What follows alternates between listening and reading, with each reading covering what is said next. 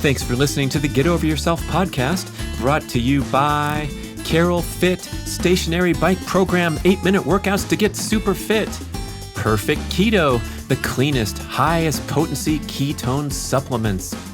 MOFO, male optimization formula with organs to boost testosterone.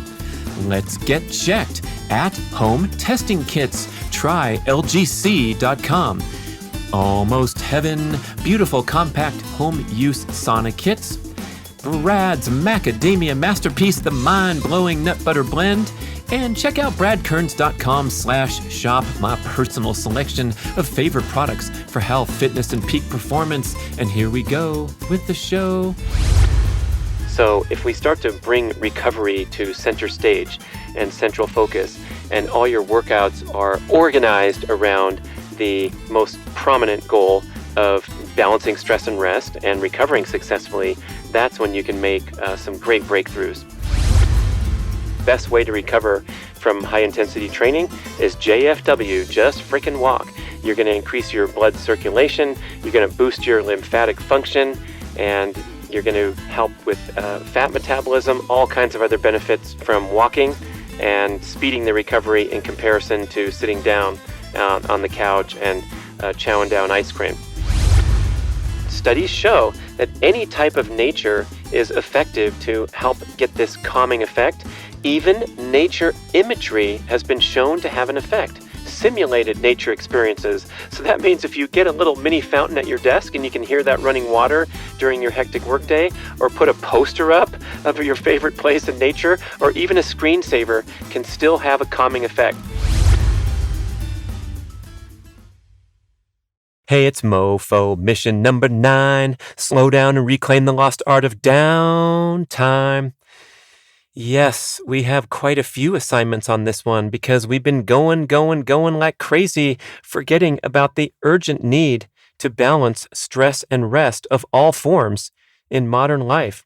So we're going to get right into it, talking about, first, recovery-based training exercise schedule, getting your brain the adequate downtime it needs from hyperconnectivity and information overload, spending time in nature, getting good at napping, taking frequent breaks from peak cognitive function, engaging in some mindfulness practices, and finally, indulging in the wonderful world of temperature therapy, both hot and cold. So let's talk about basing your exercise program, your training, around recovery rather than having recovery be an afterthought.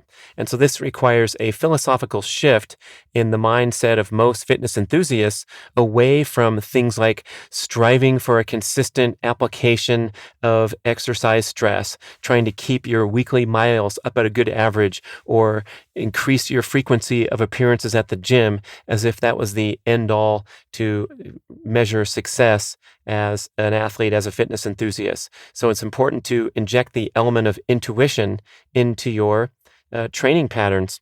And when you're pumped up and you're excited and you're feeling great, you go ahead and push yourself and achieve a breakthrough workout, a fitness breakthrough.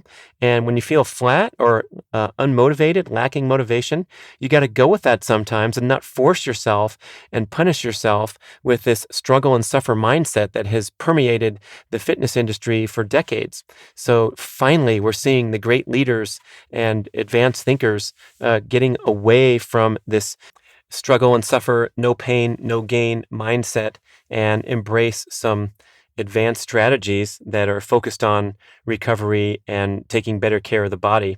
So this idea that you can leave a little bit in the tank at all times, like just perform below your level of capability to preserve health, preserve your positive attitude and your desire to train. That's what Dr. Kelly Starrett recognizes as the single best marker of recovery and readiness, is just the person's individual motivation level, desire to train. I know we have to sometimes buckle down and get out the door or prioritize exercise when we're busy and can easily pass when it's a cold day outside or whatever the boundaries are, the barriers to you just getting out there and getting the job done. But I think once you get out the door and get going with your workout, it's really important to inject that intuitive factor in there and realize those times when you really shouldn't be pushing yourself. I've done so many shows and had so much content on this because it's so important, especially the show dedicated to the concept of hit versus hurt. That's the breakthrough article by Dr. Craig Marker, and comparing, contrasting the prevailing approach of high-intensity interval training to a more sensible high-intensity repeat training where you end up with less cellular destruction and recovery time and risk of breakdown when you just take extra rest and perform those explosive efforts in a proper time duration so you're not pushing yourself too hard for too long. And then getting truly explosive and getting the benefits of working that top end more so than pushing yourself through endless number of hit sessions, which a lot of training modalities seem to encourage or are inherent to the type of workout when you go and attend a CrossFit session or a group training session or use a personal trainer to work you hard for too long a period of time, doing too many repeat efforts such that they're not truly explosive anymore. So if we start to bring recovery to center stage and central focus, and all your workouts are organized around the most prominent goal of balancing stress and rest and recovering successfully, that's when you can make some great breakthroughs. I love the message from Dr. Phil Maffetone and also from the MMA trainer Firas Zahabi when he appeared on Joe Rogan about not getting sore. So both of those guys assert straight up that you should not be getting sore after workouts. What's always been seen as a badge of honor, and even some people mistakenly believe that soreness is a catalyst for muscle growth. So if you want to get bigger, you have to get sore after the workout. That's been strongly disproven and called out very precisely by Dr. John Jaquish, who was a guest on the podcast and inventor of the X3 bar. His new book, which is titled Weight Training is a Waste of Time, and So is Cardio. He details in there how muscle soreness is not a catalyst for growth, and the protein synthesis that occurs after these workouts is dedicated to repair at the expense of growth. So there's absolutely no need to get sore after workouts in the name of increasing fitness. Oh my gosh, what a great revelation. I get sore so frequently from doing my deadlifts and lifting the heavy bar because I'm not super well adapted to that stuff. And the idea that I can back off and put less weight on and still get the same or better benefits, that's really nice to know. Just keep it in the keep a little bit in the tank. Okay, so that's on the high end and restructuring those high intensity workouts appropriately. But also, just as important is this idea of taking easy days. Okay, so an easy day often turns into a medium day, especially if you're highly motivated, goal-oriented, which most fitness enthusiasts are, especially if you work out with a group energy element in there where you're getting lively, you're going a little faster, even though you promised it was going to be an easy day. And that's the kind of stuff that can really crater you because the body's craving rest. Of course, you can reach into the well and get psyched and turn the music on loud in your earbuds or whatever you're doing to deliver another impressive workout, especially when you're still inflamed from a previous high intensity or difficult session of any kind. And then you're in this kind of stress hormone buzz and you don't feel the pain and discomfort until later. And so there you did 3 difficult workouts in the week instead of 1 or 1.5 would be the better average over the long term, just hypothetically speaking. So when it's time to go easy, make sure that you go really, really easy. You can complete an entire workout where all you're doing is basically things like warm-up drills, dynamic stretches, things like positive deadlift and then dropping the weight down onto a rubber pad or onto a grassy surface, right? So you're not getting the eccentric contraction, the one that promotes muscle soreness, things like that. A lot of people are constantly asking for permission to increase their MAF heart rate by 5 or 10 beats for whatever reason, and being so frustrated that they're limited to the limit number on their maximum aerobic heart rate, the 180 minus your age number. But I want you to acknowledge that when I was training as an elite athlete, I would routinely perform workouts that were 20, 30, or even 50 beats below my maximum aerobic heart rate. You still get a fantastic training effect. For me, it was pedaling around on the flatlands, with a exercise heart rate of 100 or 110 beats per minute, but working on my pedal stroke, working on my cardiovascular without creating more muscle damage and allowing me to recover from the more difficult workouts. So the aerobic engine is trained at all intensities below maximum aerobic heart rate very nicely. So, for example, most runners that are sub-elite level, that are going, let's say, slower than a 2:45 or a 3-hour marathon, which is 99% of them by the statistics of the finishing of the major marathons of the world, most runners would be well served to put a significant percentage of their training sessions into the category of jogging and brisk walking, switching back and forth and keeping that heart rate really low. Because even jogging, routine jogging, even if you think it's pretty insignificant, not much strain, the heart rate will still get up and around maximum aerobic heart rate just from a comfortable jog. And comparison to an elite athlete, Galen Rupp, the great American marathoner, or Eliud Kipchoge, who I did a breather show on, their easy day might be a 6-minute mile. But relatively speaking, that's a jog walk for you and I and the other mere mortals. So don't be afraid to slow things down with a much slower pace, lower heart rate, as well as shorter duration. And then that is a great complement to the difficult stuff. So higher highs and lower lows, really. Realize that increasing all forms of general everyday movement is probably the centerpiece of recovery. The best way to recover from high intensity training is JFW, just freaking walk. You're going to increase your blood circulation, you're going to boost your lymphatic function, and you're going to help with fat metabolism, all kinds of other benefits from walking and speeding the recovery in comparison to sitting down on the couch and chowing down ice cream. The third suggestion in this category of emphasizing recovery-based training is to introduce these unique rebound style workouts as coined by the noted MMA trainer and coach up in the Kirkland, Washington area by the name of Joel Jameson. His website, 8weeksout.com, the number 8weeksout.com, implying 8 weeks before the title bout, since he helps so many fighters. But he created this interesting workout protocol called a Rebound workout, and he's a pioneer in HRV measurement, as he has been doing so for a couple decades, far before it became popular commercial use with the apps and the chest straps. He was using these big devices to track HRV, and the effectiveness of rebound workouts to actually speed recovery in comparison to total rest has been validated by his HRV data. So the idea here is when you're, really in recovery mode, you're pretty tired from previous workouts or busy life, you can head into the gym or at home and go through these sequences that help to promote parasympathetic dominance and accelerated recovery.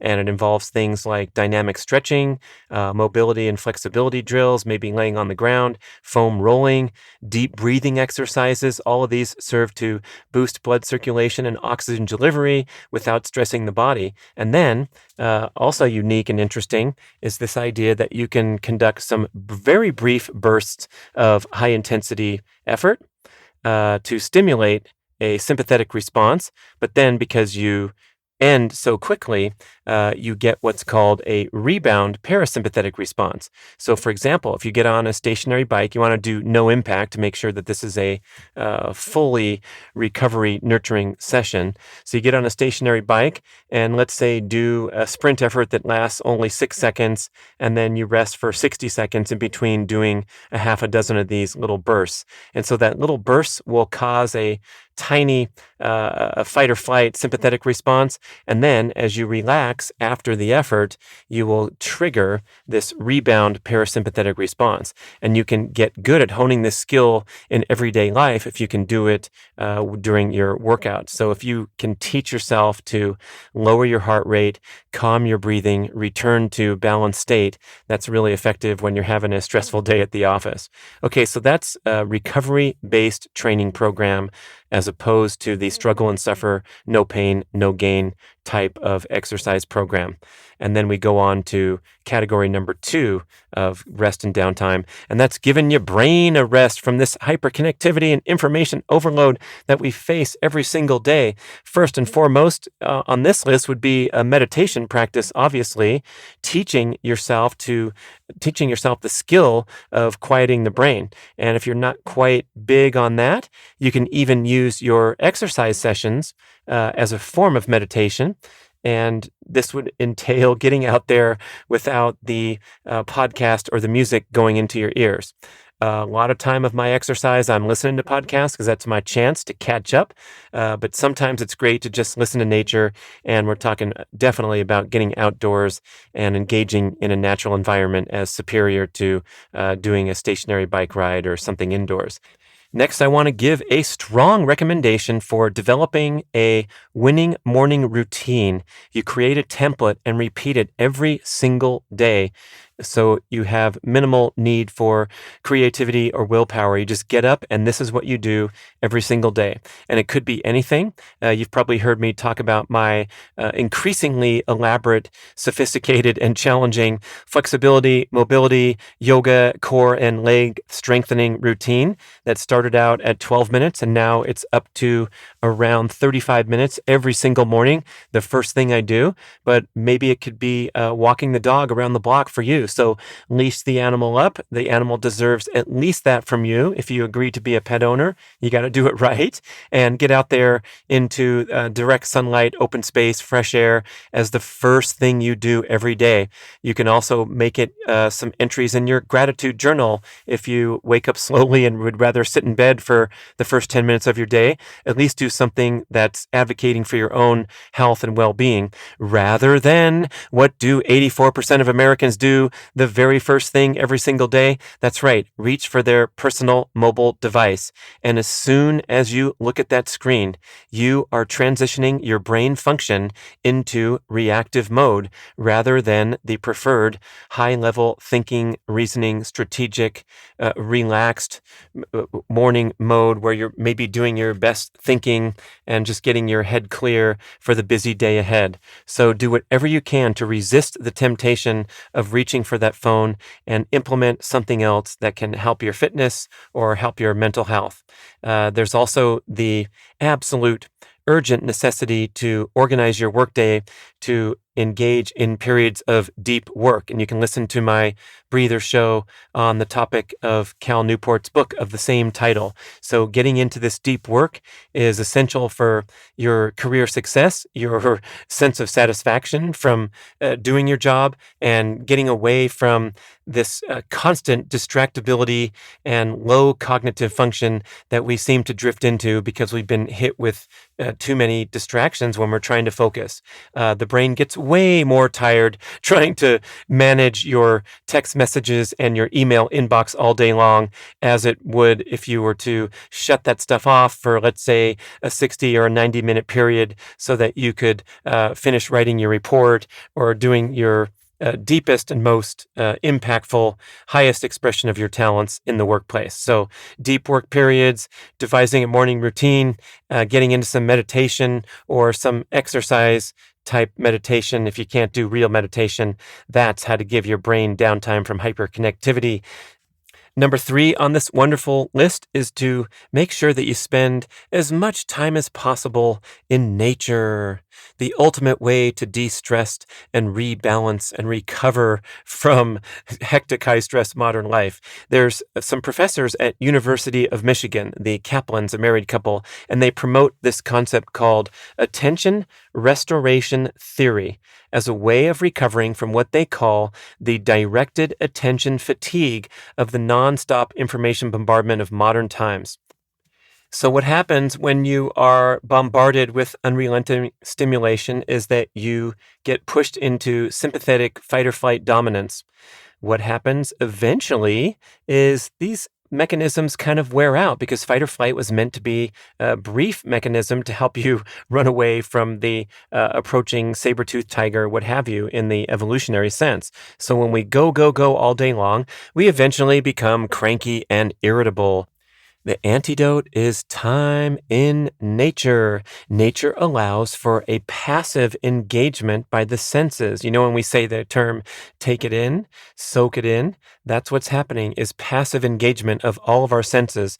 And when we can engage passively, instead of being forced to concentrate on the honking horn or the beeping of the text message back in urban life or a hectic high stress workday, when we engage passively with nature, we experience a drop in cortisol, blood pressure, and heart rate. We chill out immediately. There's a neuroscience professor named Michael Merzenich, and he explains, quote, our attraction to the ocean, for example, may derive from its lack of physical markers. Looking over a calm sea is akin to closing our eyes. The Kaplans call engaging with nature fascination, nature fascination. And the more grand and spectacular the setting, the greater the fascination level. So when you show up at Yosemite and hike the short hike to the base of El Capitan and look up 4,000 feet at what Alex Honnold did without ropes, oh my gosh, you are fascinated as you ever can be in your life. Same with when you show up to Niagara Falls and push your way through the crowd and look over and see the amazing wonder of the natural world, the Grand Canyon, sailing in the ocean, swimming in Lake Tahoe. Oh my. So you know how you read in literature or watch in the movies about how you're just a tiny speck of dust on this giant planet in the great galaxy? That's when you can really feel it, when you're out there engaging with the grandiosity of nature. Your problems don't seem as big when you come back, do they? And you know what? That's great if you can get to El Capitan or Niagara Falls, but studies show that any type of nature is effective to help get this calming effect. Even nature imagery has been shown to have an effect, simulated nature experiences. So that means if you get a little mini fountain at your desk and you can hear that running water during your hectic workday, or put a poster up of your favorite place in nature, or even a screensaver, can still have a calming effect. Wow. Okay, next on the list is napping. Oh, wonderful napping, the forgotten superpower of the human. Did you know that in just 20 minutes, you can refresh the sodium-potassium pumps in your brain neurons, so you will go from literally feeling fried because the electrical circuitry that operates your brain is depleted, and you will go from feeling fried to re-energized in a short time if you can get good at napping. And I declare myself a professional in this area because I've had a ton of practice. It started when I was an athlete, and it was part of our training protocol to take a 2-hour nap every afternoon. I can't say I'm that deep into it anymore in real life, but learning that skill and placing great importance on getting away from whatever you're doing during that natural circadian dip that you experience in the afternoon anyway can, I believe, pay off wonderfully. Great research to support this, that you'll be more productive, more efficient after you lose that 20 minutes or 30 minutes of time that's so precious since you're so busy and so important you can't get away from whatever important work. You'll regain that through increased efficiency rather than losing control of your motivation, discipline, and focus because you haven't had enough proper breaks throughout the day. So through practice, and I love using my app called Rainmaker Pro or any natural sound app that you can turn on your phone. When I push the button and light up this app, it's like a trigger to my brain that it's time to go to sleep, and I can very easily fall asleep now when I need to take an afternoon nap. So if I experience the slightest disturbance in peak cognitive function during those afternoon hours, I am down for a 20-minute nap, no questions asked. Can't say it happens every day. A lot of days I feel great, or I'm too busy or engaged. But if I have those lulls, especially if I've been concentrating hard, a nap is a big winner.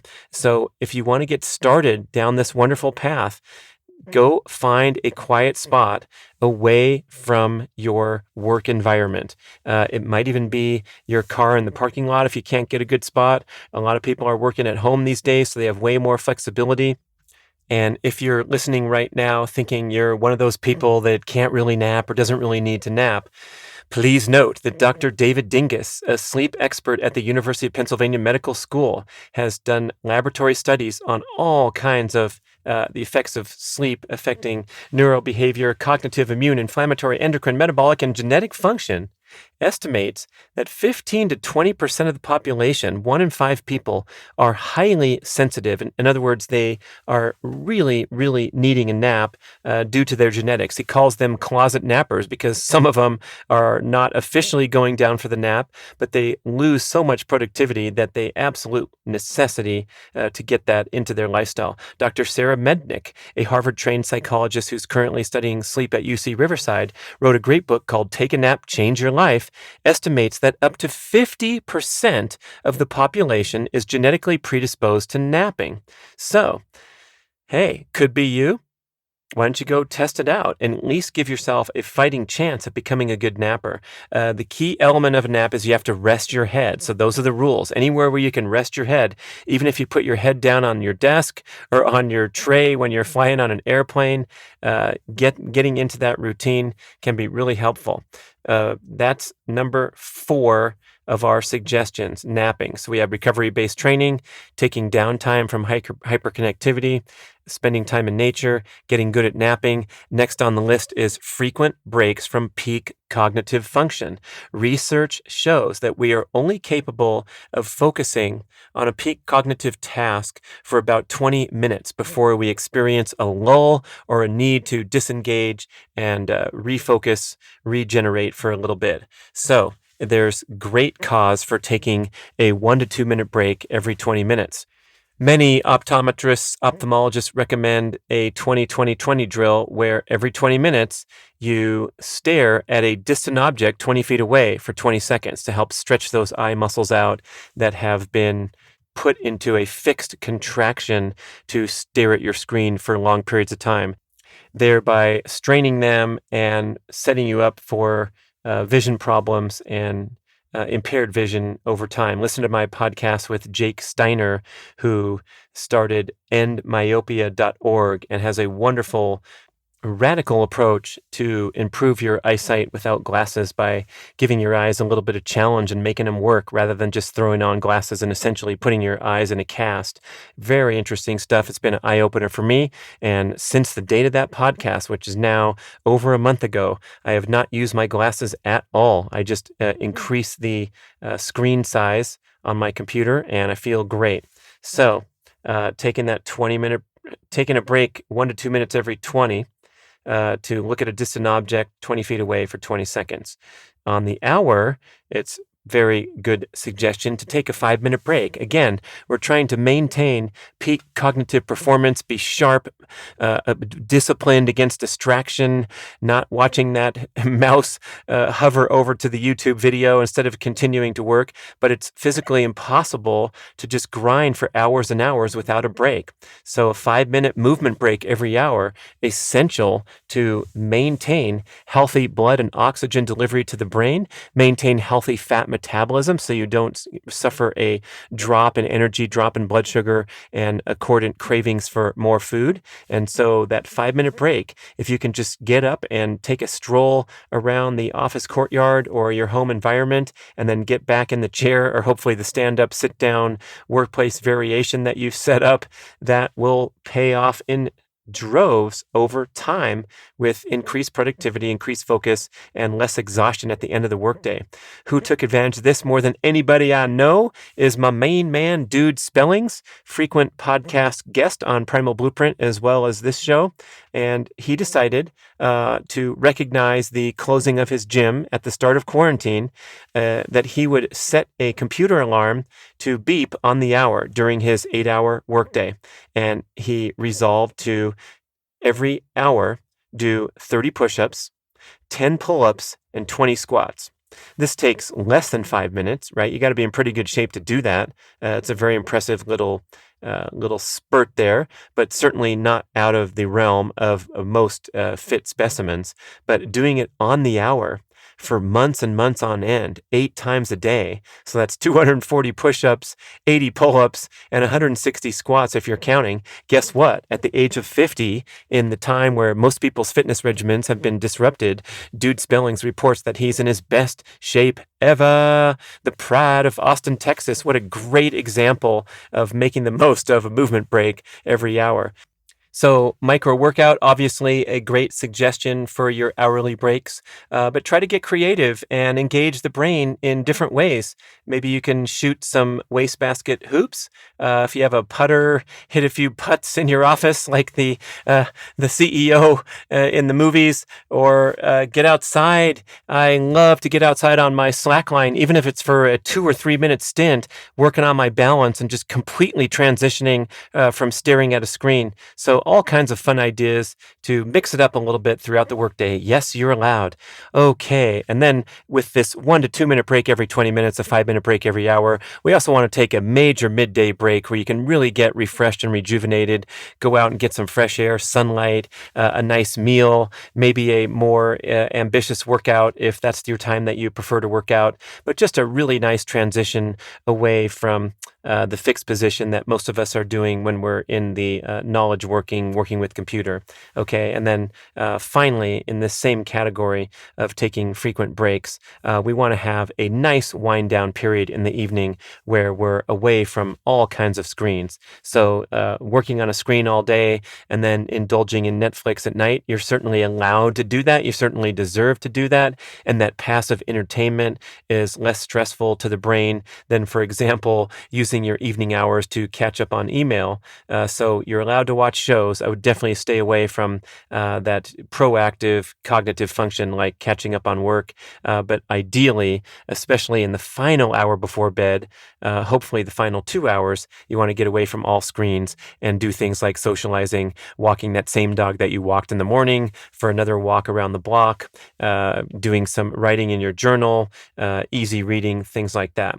Okay, then we get into the next suggestion is engaging in some mindfulness practices. Best and easiest way to get started is to sign up and take some formal classes in Tai Chi or yoga or even meditation. And you can also do this remotely these days, so there's no barrier to entry. If you want to learn Tai Chi, fire up YouTube. Same with yoga, same with meditation. You can get the wonderful apps that facilitate meditation that many people are loving and helping them get really focused and more expert about it. Another mindfulness practice would be just writing in a gratitude journal every day and, taking the time, taking a break, getting some downtime, refreshment, recovery, reevaluating your values and your vision if you're filled with stress and anxiety. That's a great quote from Dave Rossi. When you experience stress and anxiety, redirect your mindset, redirect your energy toward your values and your vision. And a gratitude journal helps with that a lot. So getting a little bit of mindfulness into your busy schedule is a good idea. And finally, a little plug for temperature therapy. We've talked about the sauna and how you can achieve an instant parasympathetic stimulation in there, instant relaxation, no matter what's been going on before you step in that door. The blissful experience of the sauna. And I've talked a lot about cold therapy. I have an entire show you can listen to there.